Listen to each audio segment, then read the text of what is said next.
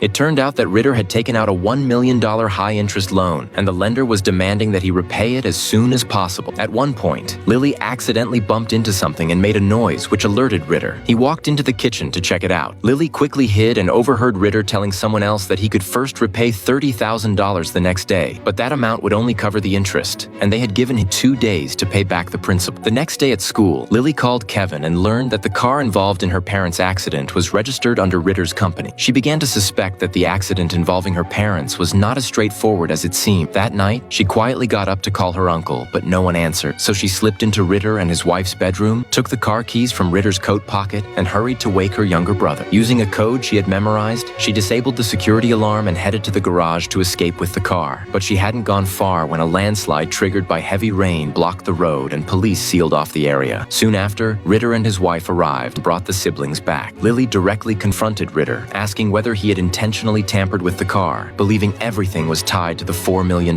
trust fund. Although Ritter denied it, she was already convinced she knew the truth. To prevent her from running off again and causing trouble, Ritter and his wife tied her up. Influenced by rumors and pressure, Ritter went to the bank trust manager claiming he needed $250,000 to expand the house for the children. The manager asked him to provide architectural plans and pointed out that he had already withdrawn $30,000 the previous month for the same reason. Ritter, irritated, accused the manager of deliberately making things difficult and argued that, as the guardian of the children, he needed money for their expensive private schooling, only to be left speechless when the manager produced a faxed expulsion notice from the school. Meanwhile, Irene was fired after being caught stealing medication from the hospital using her position. She later walked into the living room and saw an old vacation video of Lily's family trip to Hawaii when Lily was still very young. As she watched those happy memories, her conscience and maternal feelings began to surface. She then went into Lily's room, lay down, and when Lily woke up, she discovered that Irene had died in her bed, which terrified her. When Ritter returned and saw his wife dead, he immediately shifted all the blame onto Lily in a fit of rage and locked the siblings in the basement. Lily discovered a window leading outside and instructed her brother to climb out and retrieve the keys from the living, after which she left the basement and noticed Ritter was still asleep, sensing something was off. At that moment, the phone rang. It was Kevin, who accused Ritter of dragging things out too far, while Ritter continued lying to him until the loan shark suddenly showed up at the door. Ritter still could not repay the money, and they prepared to take him away along with his sports car, despite his desperate pleas not to use it. He was still shoved into the vehicle. The three men left in 2 cars at high speed, and Ritter watched the speedometer climb with a hopeless expression until, on a turn, the driver realized the brakes had failed. In reality, Ritter had faked being asleep and let Lily steal the keys, intending to repeat his scheme so that the siblings would also die in a staged car accident. The car then crashed through a barrier and sped toward the coastline while Lily and her brother were walking toward the city. They encountered a police officer who gave them a ride, and when they passed the accident scene, the officer got out to investigate and found a body, but unexpectedly, Ritter was still alive and attacked him. Seeing Ritter approaching them, Lily became uneasy, moved closer to the driver's seat, hesitated for a long moment, and then suddenly started the engine and slammed the accelerator to escape.